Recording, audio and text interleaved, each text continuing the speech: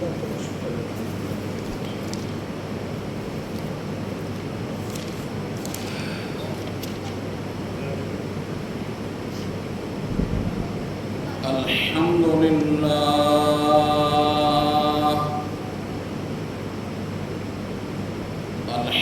لله وكفى والصلاة والسلام على سيد الرسل وخاتم الأنبياء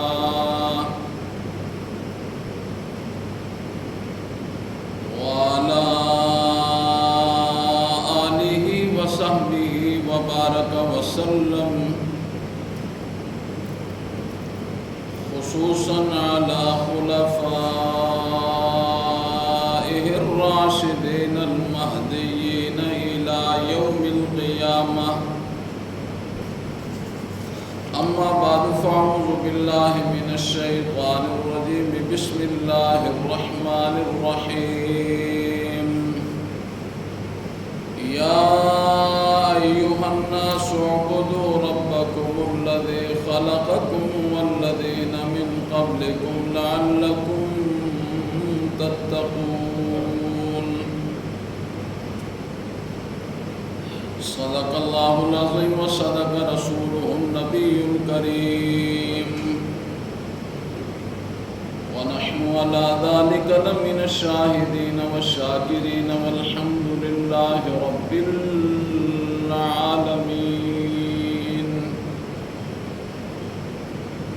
اللهم صل على محمد وعلى آل محمد كما صليت على إبراهيم وعلى آل إبراهيم إنك حميد مجيد. اللهم بارك على محمد وعلى آل محمد كما باركت على إبراهيم وعلى آل إبراهيم إنك حميد مجيد. رب اشرح لي صدري ويسر لي أمري واحلل عقدة من لساني يفقهوا قولي. رب زدني علما رب زدني علما رب زدني علما.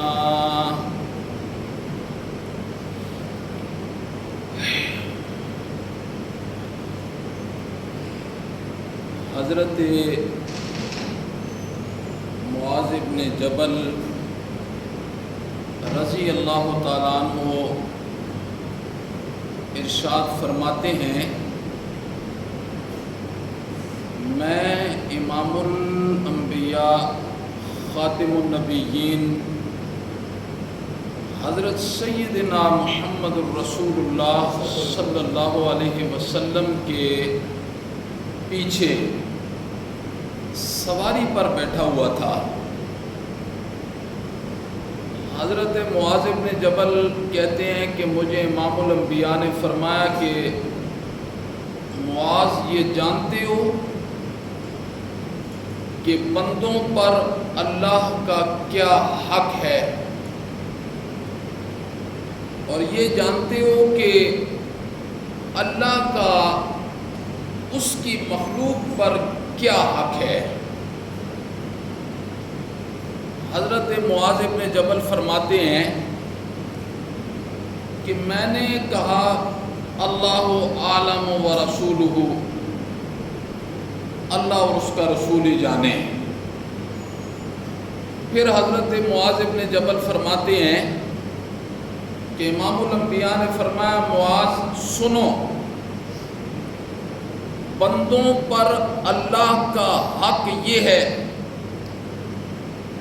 کہ وہ اس کی الوہیت میں، وہ اس کی معبودیت میں، وہ اس کی ذات میں، وہ اس کی صفات میں، وہ اس کے افعال میں کسی کو شریک نہ ٹھہرائیں۔ یہ بندوں کا حق ہے۔ اور اللہ کے ذمے بندوں کا حق کیا ہے؟ اللہ کے ذمے بندوں کا حق یہ ہے کہ جو اس کی الوہیت میں، اس کی معبودیت میں، اس کی ذات میں، اس کی صفات میں، اس کے افعال میں غیر اللہ کو شریک نہ کرے اور وہ اس کے پاس چلا جائے، وہ اسے عذاب نہ دے۔ یہ اللہ کا حق ہے بندوں پر، اور بندوں کا حق اللہ پر یہ ہے کہ وہ اس کی معبودیت میں کسی کو شریک نہ ٹھہرائیں۔ پچھلے جمعے کو بھی میں نے قرآن مجید کی یہی آیت آپ حضرات کے سامنے تلاوت کی تھی، اور اس آیت کی روشنی میں میں نے چند باتیں آپ کے گوش گزار کی تھیں۔ اس میں بنیادی بات کیا تھی؟ اس میں بنیادی بات یہ تھی کہ ایک مومن کو اللہ رب العزت کی ذات کے متعلق 25 عقائد کا مالک ہونا چاہیے۔ کتنے عقائد کا مالک ہونا چاہیے؟ 25 عقائد کا مالک ہونا چاہیے ایک مومن بندے کو اللہ کی ذات کے متعلق 25 عقائد، اور وہ 25 عقائد وہ میں نے نہیں بیان کیے، وہ اللہ رب العزت نے اپنے اس کلام کے اندر بیان کیے ہیں کہ لا الہ الا اللہ محمد الرسول اللہ پڑھنے والے کو اپنی ذات کے بارے میں، یعنی ایک عابد کو معبود کے بارے میں کن کن چیزوں سے متعارف ہونا چاہیے۔ ایک عابد کو معبود کے متعلق، ظاہر بات ہے ایک عام مقولہ ایک مشہور ہے، جس کا کھائے اس کا گیت گائے، جس کا کھائے اس کا گیت گائے۔ تو ہم سارے کے سارے کس کا کھا رہے ہیں؟ اللہ رب العزت کی ذات کا کھا رہے ہیں۔ لیکن ہماری کمزوری یہ ہے کہ ہم جس ذات کا رزق کھا رہے ہیں، ہم سب سے زیادہ عملی اعتبار سے ہم اسی ذات کی توہین بھی کر رہے ہوتے ہیں۔ ایک حدیث کے اندر آتا ہے نا، امام الانبیاء نے ارشاد فرمایا، یہ حدیث قدسی ہے، قدسی۔ اور حدیث قدسی کسے کہتے ہیں؟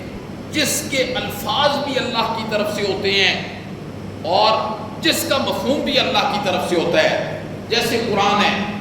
فرق یہ ہے کہ یہ وہی مطلوب ہے، اس کی تلاوت کی جاتی ہے، اور جو حدیث قدسی ہوتی ہے وہ غیر مطلوب ہوتی ہے، یعنی اس کی تلاوت نہیں کی جاتی۔ یہی فرق ہوتا ہے۔ اللہ فرماتے ہیں کہ میرا بندہ مجھے جھٹلاتا ہے اور مجھے گالیاں دیتا ہے۔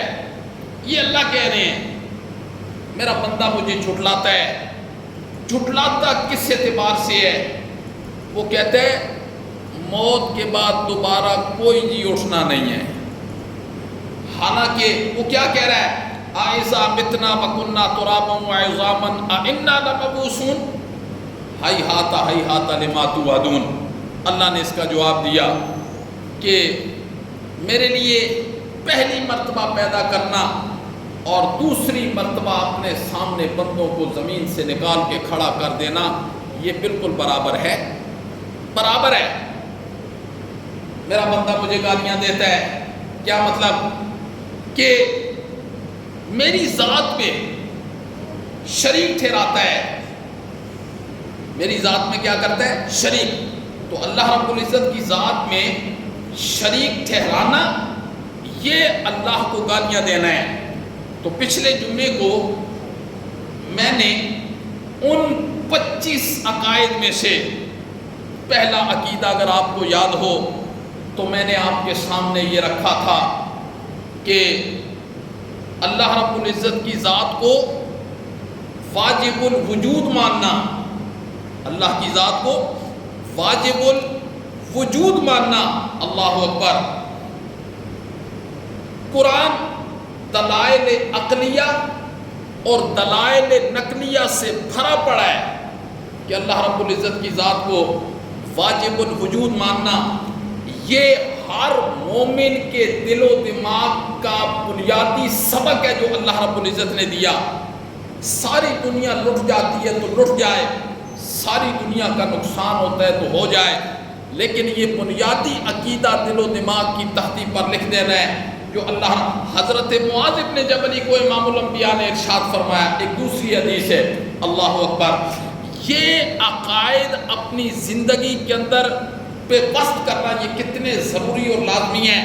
حضرت معاذ بن جبل فرماتے ہیں مجھے امام الانبیاء نے فرمایا معاذ لوگ تجھے ٹکڑے ٹکڑے کر دیں اور تیرے ٹکڑوں کو آگ میں جلا دیں، تو اس چیز کو بخوشی برداشت کر لینا، لیکن اللہ کی ذات میں، صفات میں، افعال میں غیر اللہ کو شریک نہیں ٹھہرانا، اس لیے کہ غیر اللہ کی شراکت اللہ کو برداشت نہیں ہے۔ ان اللہ لا یغفر ان یشرک بہ ویغفر ما دون ذلک لمن یشاء۔ اللہ اکبر۔ اللہ نے فرمایا شراکت میں برداشت نہیں کروں گا۔ تو پہلا عقیدہ اللہ رب العزت نے کیا بتایا؟ واجب الوجود ہے۔ قل هو اللہ احد، اللہ اکبر، یہ عقیدہ۔ اور دوسرا عقیدہ کیا ہے؟ اللہ ہے، واجب الوجود۔ انسان کے دل و دماغ میں ہر وقت، ہر آن، ہر گھڑی یہ خیال ہونا چاہیے کہ میرا اللہ ہے۔ اور اللہ نے فرمایا ساتھ ہی یہ نظریہ بھی رکھنا ہے کہ ہے بھی احد ہے اور ہے بھی احد ہے، یکتا ہے، یکتا، احد۔ حالانکہ عربی میں دو جملے استعمال ہوتے ہیں، ایک احد اور ایک واحد، یہ دو جملے استعمال ہوتے ہیں، لیکن احد کا مطلب بھی ایک ہے، واحد کا مطلب بھی ایک ہے۔ اللہ نے قل هو اللہ واحد نہیں فرمایا، اللہ نے قل هو اللہ احد فرمایا۔ کیوں؟ کہ واحد کا جملہ عربی میں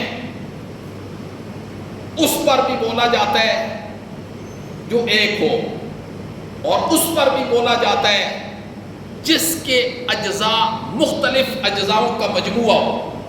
مثال کے طور پر ایک چائے ہوتی ہے نا، چائے، اس میں کتنی چیزیں پڑتی ہیں؟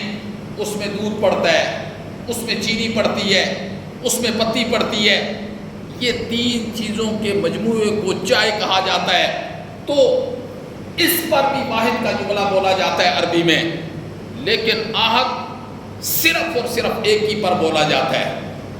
احد ایک ہی پر بولا جاتا ہے، ایک ذات پر بولا جاتا ہے، اور وہ ذات کون سی ہے؟ صرف اور صرف اللہ رب العزت کی۔ جن لوگوں نے، ذرا بات آپ نے توجہ سے سننی ہے، انشاءاللہ العزیز میری آج کی گفتگو ہم سب کے لیے فائدہ مند ہوگی، چونکہ یہ وہ باتیں ہیں جن باتوں کو انبیاء علیہ الصلاۃ والسلام نے آ کر اپنی امتوں کے سامنے رکھا، اور جنہوں نے مان لیا، جنہوں نے مانا، اللہ رب العزت نے دارین کی خوشیاں انہیں نصیب فرمائی ہیں، اور جنہوں نے انکار کر دیا، اللہ رب العزت نے دارین کی ذلت سے انہیں گمراہی کی عمیق وادیوں کے اندر گرا کے رکھ دیا ہمیشہ ہمیشہ کے لیے۔ اس لیے آپ نے توجہ سے سننا، یہودیوں نے حضرت عزیر علیہ السلام کو کیا مانا؟ بولو، اللہ کا بیٹا مانا، اللہ کا بیٹا مانا۔ اور یہودی کیا کہتے تھے حضرت عزیر علیہ السلام کے متعلق؟ یہ نور من نور اللہ ہے۔ یہ کیا ہے؟ نور من نور اللہ ہے، یہ اللہ کے نور میں سے نور ہیں۔ اللہ نے یہودیوں کو کیا کہا؟ کیا کہا؟ قرآن میں کیا کہا؟ اللہ نے فرمایا یہ کافر ہیں، یہ کافر ہیں۔ یہودیوں نے حضرت عزیر علیہ السلام کے متعلق یہ نظریہ قائم کیا، کہ حضرت عزیر اللہ کے بیٹے ہیں، یعنی کیا ہے؟ نور من نور اللہ ہے۔ اور اسی طرح عیسائیوں نے حضرت عیسیٰ علیہ السلام کے متعلق کیا نظریہ قائم کیا کہ حضرت عیسیٰ اللہ کے بیٹے ہیں، اور آج تک حضرت عیسیٰ کی عبادت کی جاتی ہے، پوجا کی جاتی ہے، انہیں مانا جاتا ہے، سجدے کیے جاتے ہیں۔ اور ان کا نظریہ بھی کیا تھا کہ حضرت عیسیٰ نور من نور اللہ ہے، ان کا نظریہ بھی یہی تھا۔ اللہ نے فرمایا تم بھی دائرہ اسلام سے فارغ ہو۔ اور مشرکین مکہ کا نظریہ کیا تھا؟ انہوں نے کہا فرشتے اللہ کی بیٹیاں ہیں، فرشتے نور من نور اللہ ہیں۔ اللہ نے فرمایا تم بھی فارغ ہو، دائرہ اسلام سے باہر نکل جاؤ۔ کیوں کہا؟ اس لیے کہ اللہ کے نور سے جو چیز پیدا ہو جائے گی وہ بھی تو اللہ ہی ہوگی نا، وہ اللہ کا جز ہے، وہ اللہ ہی ہوگا۔ جو اللہ کا جز ہے تو وہ اللہ ہوگا، تو اللہ کا جز تو ہو کوئی نہیں سکتا۔ دلیل کیا ہے؟ قل هو اللہ احد، اللہ واجب الوجود، ماننا ہے اللہ کو، اور ماننا بھی کیا ہے؟ احد، ایک ماننا ہے کہ اللہ کا جز کوئی بھی نہیں ہے۔ یہودیوں نے نور من نور اللہ کہا، عیسائیوں نے نور من نور اللہ کہا، مشرکین مکہ نے نور من نور کہ اللہ کے نور سے، حالانکہ فرشتے نورانی مخلوق ہیں۔ کیا مطلب؟ جس طریقے سے اللہ کی مخلوق ہے ہوا، جس طریقے سے اللہ کی مخلوق ہے پانی، جس طریقے سے اللہ کی مخلوق ہے مٹی، اسی طریقے سے اللہ کی ایک مخلوق نور بھی ہے۔ وہ مخلوق ہے، وہ اللہ کی ذات والا نور نہیں ہے، وہ مخلوق ہے جس مخلوق سے اللہ نے فرشتوں کو پیدا کیا، اور اس نور سے فرشتوں کو پیدا کر کے اللہ نے ان کے متعلق کیا فرمایا؟ لا یعصون اللہ ما امرہم ویفعلون ما یؤمرون۔ اس نورانی مخلوق کے اندر میں نے گناہ والی صلاحیت نہیں رکھی ہے۔ اللہ نے فرمایا انہیں کوئی پتہ نہیں ہے ازدواجی زندگی کیا ہوتی ہے، میاں بیوی کا تعلق کیا ہوتا ہے، انہیں کوئی پتہ نہیں ہے پیاس کسے کہتے ہیں، انہیں کوئی پتہ نہیں ہے بھوک کسے کہتے ہیں، انہیں کوئی پتہ نہیں ہے۔ یہ میں نے اس نور کی مخلوق سے فرشتوں کو پیدا کیا ہے۔ اللہ نے فرمایا میرا ذاتی نور وہ کسی کے اندر متعدی ہو ہی نہیں سکتا۔ جب میرا ذاتی نور کسی کے اندر متعدی ہو گیا تو وہ بھی اللہ ہی بن گیا نا۔ اس لیے اللہ رب العزت نے یہودیوں کو کہا تم نے نور من نور اللہ والا عقیدہ بنایا ہے، لہذا تم فارغ ہو۔ پھر جس نے بنایا تو ایک عقیدہ اللہ رب العزت کی ذات کے متعلق یہ رکھنا کہ اللہ رب العزت کی ذات وحدہ لا شریک ہے، یہ دوسرا عقیدہ ہے۔ پہلا عقیدہ واجب الوجود، اور دوسرا عقیدہ اللہ کے متعلق رکھنا احد کا، کہ اللہ ایک ہے، ایسا ایک ہے کہ اس کی ذات اور صفات افعال میں کوئی شریک نہیں ہے۔ اور ایک مومن بندے کا تیسرا نظریہ اللہ کی ذات کے متعلق کیا ہونا چاہیے؟ اللہ رب العزت کی ذات کے متعلق لا الہ الا اللہ محمد الرسول اللہ پڑھنے والے کا نظریہ، اور انہی نظریات پر جنت کا دروازہ کھلے گا۔ یہ بات دل کی تختی پر لکھ لیں، ان نظریات کی بنیاد پر جنت کا دروازہ کھلے گا۔ کہ کیوں؟ کہ سارے انبیاء نے آ کر یہی عقائد بتائے ہیں اپنی اپنی امتوں کو۔ یہ بنی اسرائیل کے اندر ایک دن میں بنی اسرائیل والوں نے 43 انبیاء کو ایک دن میں شہید کیا۔ ذاتی دشمنی تھی، جائیداد شریک تھی، انبیاء نے ان کا کیا دینا تھا؟ وجہ کیا تھی؟ وجہ یہی تھی کہ انبیاء نے آ کر یہ نظریہ جب لوگوں کو سمجھایا تو یہ نظریہ لوگوں کی سوچ کے خلاف تھا۔ میں کیا چاہتا ہوں؟ آج میں یہی چاہتا ہوں نا کہ دین میری سوچ کے تابع ہو جائے۔ میں اپنی سوچ کو دین کے تابع نہیں کرنا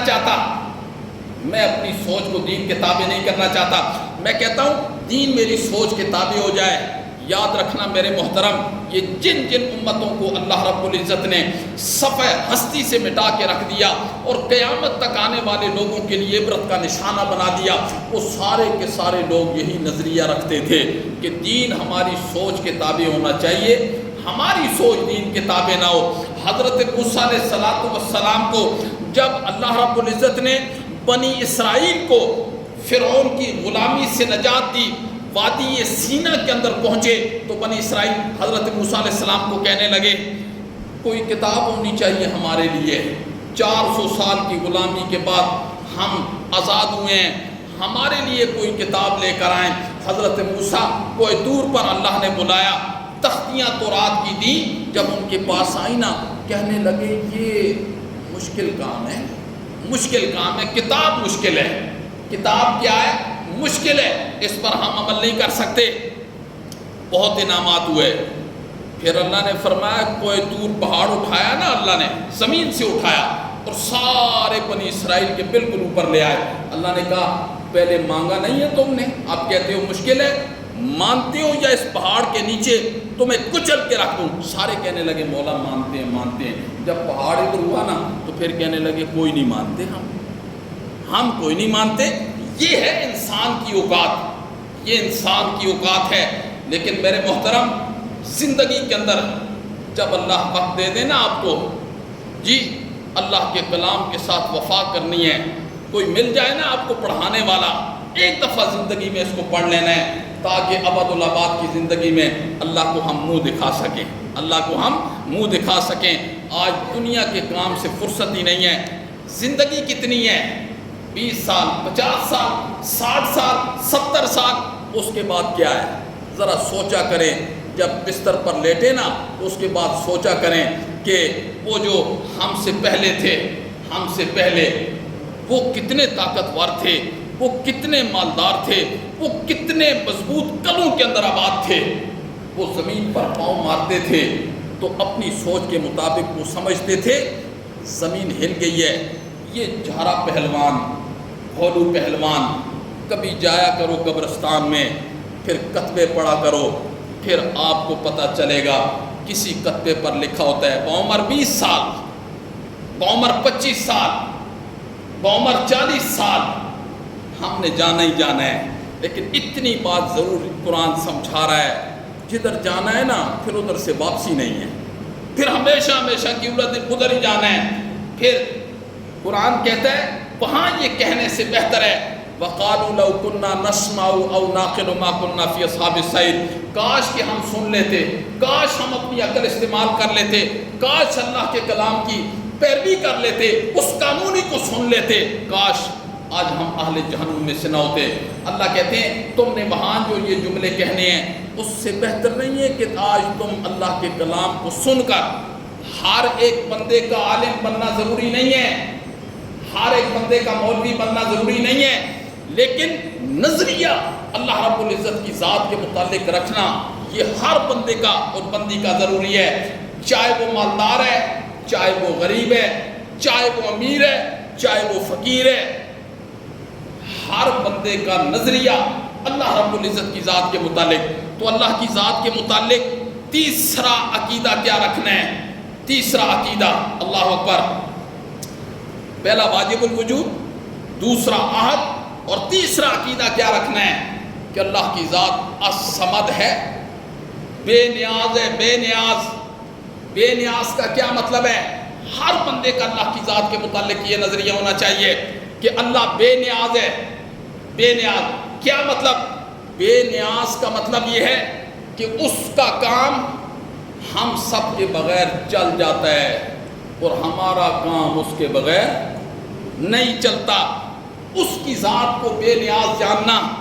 قرآن کیا کہتا ہے اس کے متعلق؟ قرآن کیا کہتا ہے؟ قرآن کہتا ہے یا ایھا الناس، اے ساری کائنات کے انسانوں۔ الناس، یہ ناس کے اوپر جو الف لام ہے نا، عربی گرامر کے اعتبار سے اسے استغراقی کہتے ہیں۔ استغراقی کیا مطلب؟ اس الناس میں نبی بھی شامل ہیں۔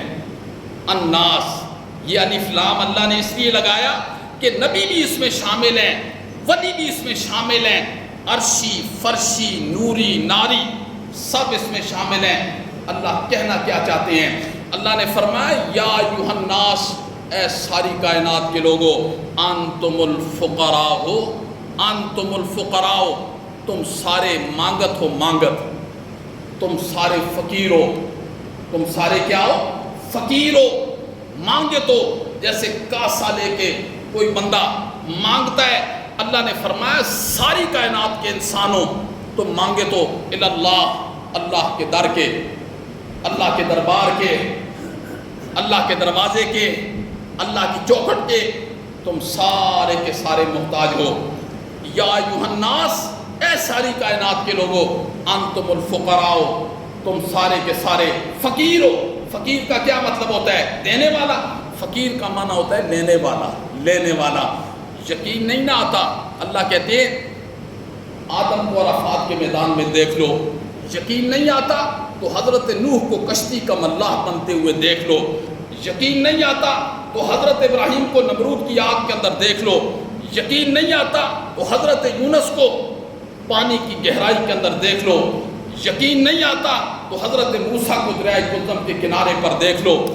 یقین نہیں آتا تو امام الانبیاء کو بدر کی رات دیکھ لو. ساری رات امام الانبیاء ساری رات سجدے کے اندر پڑے رہے. اور امام الانبیاء نے کیا فرمایا؟ یہ قصے نہیں ہے جو میں سنا رہا ہوں، یہ کہانیاں نہیں ہیں، یہ دوڑے اور مرثیے نہیں ہیں، یہ شریعت ہے، قرآن ہے. امام الانبیاء نے کیا فرمایا؟ امام الانبیاء نے ساری رات اپنا سر سجدے سے نہیں اٹھایا. اور حضرت ابو بکر صبح آئے اور کہنے لگے اللہ کے پیغمبر سر اٹھائیے، سر اٹھائیے، بس کیجئے، اب اللہ کی بات کو رد نہیں کرے گا. امام الانبیاء نے کیا فرمایا؟ امام الانبیاء نے فرمایا مولا سن لے، یہ میری زندگی کی 313 ہٹی بھی یہی ہے اور کھٹی بھی میری یہی ہے، میری 13 سال کی مکی محنت ہے. مولا سن لے، اگر آج یہ مغلوب ہوگے، اس کفر کے سامنے مغلوب ہوگے تو مولا سن لے، پھر قیامت کی صبح تک تیری وحدانیت کا ڈھنکا بھی نہیں بجے گا. مولا مدد فرما، مولا مدد فرما.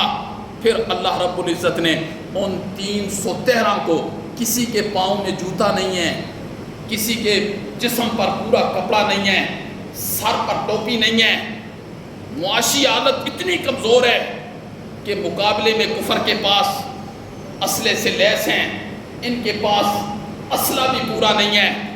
آج تک کفر ششدر ہے، حیران ہے کہ یہ کیا ہو گیا، یہ کیا ہو گیا. 313 ہیں اور قسم کرسی کی حالت میں ہیں. تو یا ایھا الناس انتم الفقراء الی اللہ. پہلا عقیدہ اللہ کی ذات کے متعلق کہ اللہ واجب الوجود ہے، اور پھر اللہ احد ہے. نمبر 3 اللہ الصمد ہے، الصمد ہے، بے نیاز ہے، بے نیاز ہے. باقی سارے کے سارے کیا ہیں؟ یا ایھا الناس انتم الفقراء الی اللہ، تم سارے فقیر ہو. میں نے کہا نا الناس کے الف لام میں نبی بھی آگے. لوگوں نے حضرت عیسیٰ کی پوجا کی ہے اور آج تک کی ہے، مائی مریم کی ہے اور آج تک کی ہے. اللہ رب العزت نے 14 صدیاں پہلے قرآن نازل کر کے فرمایا، قرآن نازل کر کے فرمایا کیا؟ اللہ نے فرمایا، اللہ نے فرمایا کانا یأکلان الطعام، کانا یأکلان الطعام. حضرت عیسیٰ الہ نہیں ہے، مائی مریم الہ نہیں ہے. مولا کیوں نہیں ہے؟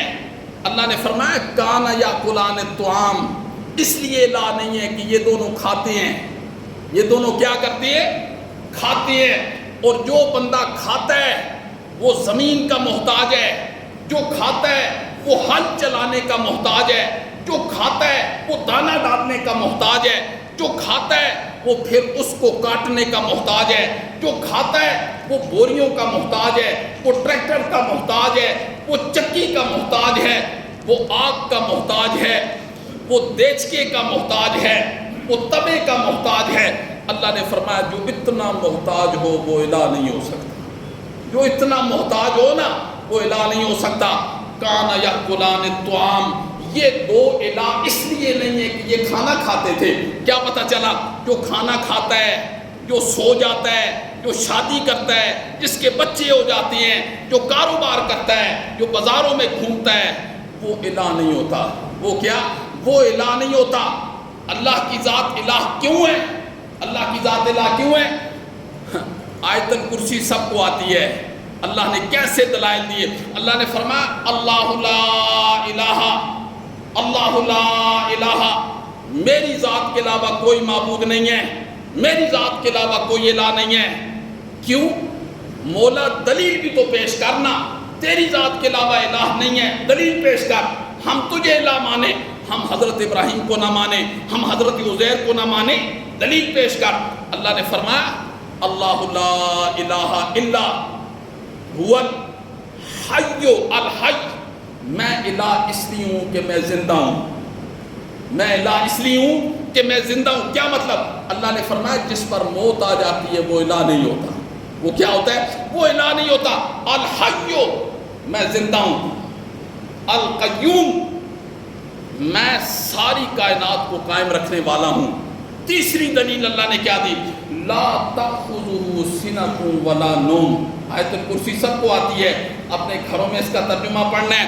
لا تأخذہ سنۃ ولا نوم، اللہ نے فرمایا نیند تو بڑی دور کی بات ہے، مجھے اونگ تک بھی نہیں آتی ہے، اور جسے اونگ آ جائے وہ الہ نہیں ہوتا، وہ کمزور ہوتا ہے۔ اللہ نے فرمایا یہ آیت الکرسی میں ساری دلیلیں اللہ نے۔ تو تیسرا عقیدہ اللہ رب العزت کی ذات کے متعلق کیا ہونا چاہیے کہ اللہ الصمد ہے، الصمد۔ اور چوتھا عقیدہ اللہ کی ذات کے متعلق کیا ہونا چاہیے کہ نہ وہ کسی سے پیدا ہوا ہے، نہ وہ کسی سے پیدا ہوا ہے اور نہ اس سے کوئی پیدا ہوا ہے۔ لم یلد ولم یولد، یہ روزانہ ہم پڑھتے ہیں۔ اللہ واجب الوجود ہے، پھر اللہ اکیلا ہے، پھر اللہ صمد ہے، اور پھر اللہ ایسا ہے کہ نہ اللہ سے کوئی پیدا ہوا نہ اللہ کسی سے پیدا ہوا۔ یہ ہر مسلمان بندے کو اللہ رب العزت کی ذات کے متعلق یہ عقائد و نظریات رکھنا یہ فرض کا درجہ رکھتے ہیں، فرض کا درجہ، یہ واجب یا سنت کا درجہ نہیں ہے، فرض کا درجہ رکھتے ہیں۔ اور ایک عقیدہ کیا ہے؟ پانچواں عقیدہ یہ رکھنا چاہیے ہر بندے کو کہ ساری کائنات کا پیدا کرنے والا کون ہے؟ بولو۔ ساری کائنات کا پیدا کرنے والا صرف اور صرف اللہ ہے۔ ہر چیز مخلوق ہے، وہ خالق ہے، ہر چیز مخلوق ہے، وہ خالق ہے، اور مخلوق کبھی خالق نہیں بن سکتی ہے، مخلوق کبھی خالق بن سکتی ہے؟ اللہ نے فرمایا اتنی بات بھی تمہیں سمجھ نہیں آتی ہے کہ ساری کائنات کا خالق میں ہوں، باقی ساری کی ساری میری مخلوق ہے، اور مخلوق خالق نہیں ہو سکتی ہے۔ ایک جگہ قرآن نے بڑا عجیب جملہ فرمایا، اس بات کو ذرا آپ نے توجہ سے سننا ہے، اور بہت خوبصورت انداز سے اللہ نے ذکر کیا۔ اللہ کے سمجھانے پر بھی قربان جائیں اور ہم اپنے نہ سمجھنے پر بھی قربان جائیں۔ اللہ نے بھی ایک دونا دو دونے چار کی طرح بات کو سمجھایا اور ہم نے بھی نہیں مانا۔ سنیے اللہ مثال دے رہے ہیں، یہ نظریہ رکھنا اللہ کی ذات کے بارے میں کہ اللہ ساری کائنات کا خالق ہے۔ خالق کہتے ہیں پیدا کرنے والے کو، اور جس کو پیدا کیا جائے وہ خالق نہیں ہوتا، وہ کیا ہوتی ہے؟ وہ مخلوق ہوتی ہے۔ اللہ نے، اللہ اکبر، یہ سورہ حج ہے، سورہ حج ہے۔ ذرا اپنے گھروں میں اس آیت کو بھی چل کے ذرا پڑھنا تفسیروں میں، بالکل 17واں پارہ جہاں ختم ہوتا ہے اس کے بعد 18واں پارہ شروع ہوتا ہے۔ اللہ کہتے ہیں، اور بڑی خوبصورت بات کی، اس بات پر میں یہ آیت سنا رہا ہوں کہ ساری کائنات کا پیدا کرنے والا وہ ہے، اسے کیا کہتے ہیں؟ خالق، اور جسے پیدا کیا جائے وہ مخلوق ہے۔ اور مخلوق کا تعارف اللہ نے پتہ ہے کیسے کروایا ہے؟ سنیں، فرمایا یا ایھا الناس، اے لوگو، ساری کائنات کو اللہ نے خطاب کیا۔ کیا فرمایا؟ یا ایھا الناس، اے لوگو، ضرب مثل، میں ایک مثال بیان کرنے لگا ہوں۔ اللہ نے فرمایا میں ایک مثال بیان، یہ اللہ کہہ رہے ہیں، یا ایھا الناس، اے لوگو، ضرب مثل، میں ایک مثال بیان کرنے لگا ہوں، فاستمعوا لہ، اسے ذرا توجہ سے سننا۔ اللہ کیا کہہ رہے ہیں؟ اسے ذرا توجہ سے سننا۔ کیا؟ ان الذین تدعون من دون اللہ، جنہیں میری ذات کے علاوہ تم الہ مانتے ہو، معبود مانتے ہو، لن یخلقوا ذبابا، انہوں نے تو ایک مکھی بھی پیدا نہیں کی ہے، ایک مکھی بھی پیدا نہیں کی ہے۔ کیسے انہیں داتا سمجھتے ہو؟ معز، مذل، موتی، مانے، انہوں نے کچھ بنایا ہے؟ اللہ نے فرمایا ایک مکھی بھی پیدا نہیں کی ہے۔ اللہ نے ہاتھی کر دیا آگے۔ اللہ نے فرمایا مکھی پیدا کرنی تو بڑی دور کی بات ہے، مکھی پیدا کرنی تو بہت دور کی بات ہے. اگر یہ معبودان باطلہ کھانا کھا رہے ہوں اور مکھی اس کھانے کے اوپر آ جائے، بولو مکھی کا منہ کتنا سا ہوتا ہے؟ اللہ نے بھی حد نہیں کر دی مثال دے کے، مکھی کا منہ کتنا سا ہوتا ہے، پھر اس منہ کے اندر لقمہ کتنا سا ہوتا ہے. اللہ نے کیا فرمایا؟ اللہ نے فرمایا ان الذین تدعون من دون اللہ، بے شک وہ لوگ جو پکارتے ہیں میری ذات کے علاوہ، لن یخلقوا ذبابا، یہ تو ایک مکھی بھی پیدا نہیں کر سکتے، ولا اجتمعوا لہ، اگر یہ سارے پنڈت اکٹھے ہو جائیں یہ تو ایک مکھی بھی نہیں پیدا کر سکتے. اللہ نے آگے ہاتھی کر دی. اللہ نے فرمایا مکھی پیدا کرنی تو بہت دور کی بات ہے. وَإِن يَسْلُبْهُمُ الذُّبَابُ شَيْئًا، اگر وہ ایک لقمہ چھین کر لے جائے، اٹھا کر نہ لے جائے، چھین کر لے جائے. اللہ نے فرمایا، جملہ اللہ نے کیسا استعمال کیا ہے، اللہ نے حد نہیں کر دی. جو چھین کر لے جاتا ہے وہ طاقتور ہوتا ہے، جس سے چھینا جاتا ہے وہ کمزور ہوتا ہے. اللہ کہتے ہیں میری ذات کے علاوہ جنہیں تم امیدیں وابستہ کر کے زندگی گزار رہے ہو، وہ تو ایک مکھی سے بھی کمزور ہیں. مکھی بھی اتنی طاقتور ہے کہ وہ کھانا کھا رہے ہو تو لقمہ لے جائے، وہ واپس نہیں لے سکتے. اللہ نے کیا فرمایا؟ لا یستنقذوہ منہ، اس سے واپس لینے کی طاقت نہیں رکھتے. ضعف الطالب والمطلوب، مانگنے والا بھی کمزور ہے، جس سے مانگا جا رہا ہے وہ بھی کمزور ہے. آگے اللہ نے حد نہیں کر دی. اللہ نے فرمایا لوگو وما قدر اللہ حق قدرہ، جیسے میری قدر کرنے کا حق تھا اس طریقے سے تم نے میری قدر نہیں کی ہے. اللہ کہتے ہیں جیسے میری قدر کرنے کا حق تھا اس طریقے سے تم نے میری قدر نہیں کی ہے. ان اللہ لقوی عزیز، اللہ نے فرمایا بے شک اللہ قوت والا ہے اور زبردست ہے. زبردست کا کیا مطلب؟ ہم چھوٹے تھے، ہمیں قاری صاحب نے بتایا جو لفظ کے اوپر ہوتی ہے نا وہ زبر ہوتی ہے، اور جو لفظ کے نیچے ہوتی ہے وہ کیا ہوتی ہے؟ زیر ہوتی ہے. اللہ نے فرمایا میں زبردست ہوں، باقی ساری کائنات زیر دست ہے، میرے ہاتھ کے نیچے ہے. ان اللہ لقوی عزیز. تو ایک عقیدہ اللہ کی ذات کے متعلق یہ قائم کرنا کہ کائنات کی ہر چیز کا خالق کون ہے؟ بولو صرف اور صرف اللہ ہے. کائنات، تو جب کائنات کی ہر چیز کا خالق اللہ ہے تو پھر مخلوق کو وفا بھی کس کے ساتھ کرنی چاہیے؟ اپنے اللہ کے ساتھ وفا کرنی چاہیے. وَخَلَقَ كُلَّ شَيْءٍ فَقَدَّرَهُ تَقْدِيرًا، اللہ نے ہر چیز کو ایک اندازے سے پیدا کیا ہے. اب میرے پاس وقت نہیں ہے اس آیت کی تفسیر کا کہ اندازے کا کیا مطلب ہے، صرف سمجھانے کے لیے یہ اللہ نے دو آنکھیں جو بنائی ہیں نا، دو آنکھیں انسان کی بنائی ہیں، یہ کسی ڈاکٹر سے پوچھنا، اب میرے پاس تفسیر کا وقت نہیں ہے کہ ان آنکھوں میں اللہ نے کتنے کروڑ پردے رکھے ہیں. اور پھر اللہ یہ اندازے کا کیا مطلب ہے؟ اللہ نے فرمایا ایسے نہیں ہوا ایک آنکھ کی روشنی میں نے تیز کر دی ہو، دوسری آنکھ کی روشنی میں نے کم کر دی ہو، میں نے اندازے سے اس کا زاویہ رکھا ہے. پھر ایسے بھی نہیں کیا کہ آنکھوں کو یہاں سے اٹھا کے میں نے ماتھے کے اوپر لگا دیا ہو، ایسے بھی نہیں کیا. جو عضو انسان کے وجود میں جہاں فٹ ہونا تھا نا، اللہ نے فرمایا میں نے وہاں ہی فٹ کیا ہے. میں نے ایسا نہیں کیا کہ انسان قدرو ہے انسان لگے. یہ ہے اس کا مطلب فقدرہ تقدیرا، میں نے ہر چیز کو اندازے سے. اور اللہ نے فرمایا کائنات کا ہر چیز پیدا بھی میں نے کی ہے. اور اگلا چھٹا نظریہ کیا رکھنا ہے کہ ہر چیز کا پیدا کرنے والا بھی اللہ ہے. اور اگلا نظریہ کیا رکھنا ہے کہ قادر مطلق صرف اور صرف وہی ہے. یہ اللہ نے خود سمجھایا ہے، یہ اللہ نے قرآن میں یہ نظریہ خود سمجھایا ہے کہ ساری کائنات کا خالق میں ہوں. جب میں ساری کائنات کا خالق ہوں نا تو ہر چیز پر پھر دسترس اور قدرت بھی صرف اور صرف میری ہے. قدرت بھی صرف میں ہی قدرتوں کا مالک ہوں. کیا فرمایا؟ ان اللہ علی کل شیء قدیر، میں ساری قدرتوں کا مالک ہوں.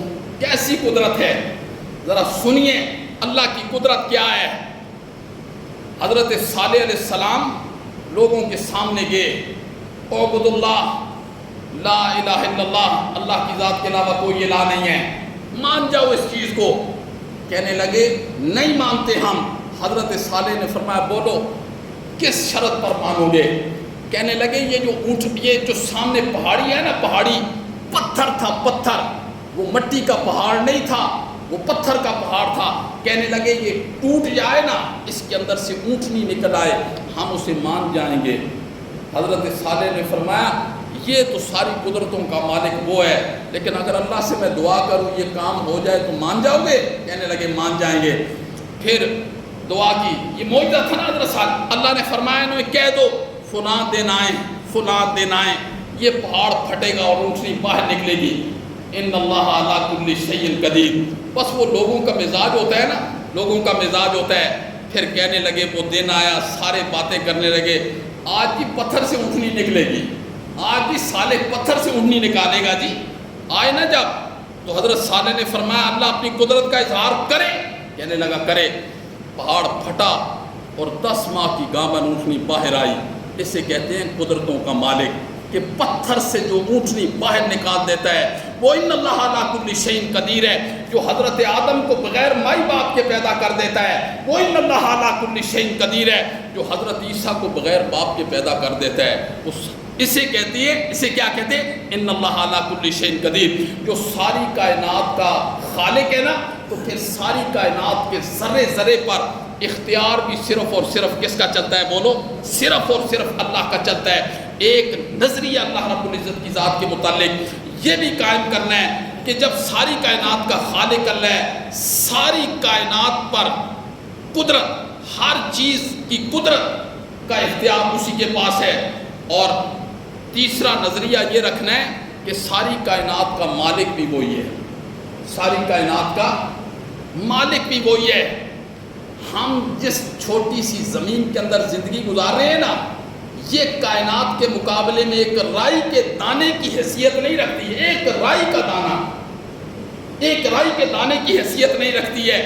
ہم نے اللہ کے بارے میں کیا نظریات قائم رکھے ہیں، قائم کر رکھے ہیں؟ اللہ ساری کائنات کا مالک ہے، اور ہم اس رائی کے دانے پر کتنی لڑائیاں کرتے ہیں، کتنے جھگڑے کرتے ہیں۔ یہ سورج اس سے 109 گنا بڑا ہے، زمین سے کتنا بڑا ہے؟ 109 گنا سورج زمین سے بڑا ہے۔ اور یہ ایک کہکشاں کے اندر یہ ساری چیزیں ہیں، یہ زمین ہے، سورج ہے، چاند ہے، ستارے ہیں، ہم اس کہکشاں کے اندر آباد ہیں۔ اور پہلے آسمان کے نیچے میرے پاس وقت نہیں ہے، پہلے آسمان کے نیچے ایسی سائنسدان کہتے ہیں، آپ کے سائنسدان کہتے ہیں کہ پہلے آسمان کے نیچے ایسی ان گنت کھربوں کہکشائیں، کھربوں کہکشائیں، اللہ اکبر۔ اور زمین، سورج زمین سے 109 گنا بڑا ہے، اور 1.5 ارب کلومیٹر زمین سے دور ہے، 1.5 ارب کلومیٹر زمین سے دور ہے، اور 1.5 ارب کلومیٹر زمین سے دور ہے۔ ہماری تپش اور تڑپ کا یہ حال ہے کہ ہم برداشت نہیں کر سکتے ہیں۔ جس دن سبا نیزے پر سورج ہوگا اور تانبے کی زمین ہوگی، میرے محترم یہ ہوگا، میں مانوں کہ نہ مانوں یہ ہوگا۔ سبا نیزے پر سورج ہوگا اور تانبے کی زمین ہوگی۔ اللہ رب العزت کی ذات کے متعلق نظریات اچھے رکھا کریں کہ ساری کائنات کا پیدا کرنے والا بھی وہی ہے، ہر چیز پر قدرت بھی اسی کی ہے، ہر چیز پر قدرت بھی اسی کی ہے، اور پھر وہ ساری کائنات کا مالک بھی ہے۔ انشاءاللہ اگر ہماری زندگی نے ساتھ دیا تو اللہ رب العزت کی ذات کے بارے میں ہم پھر آپ کو تعارف کروائیں گے۔ اللہ ہمیں عمل کی توفیق نصیب فرمائے۔ ہماری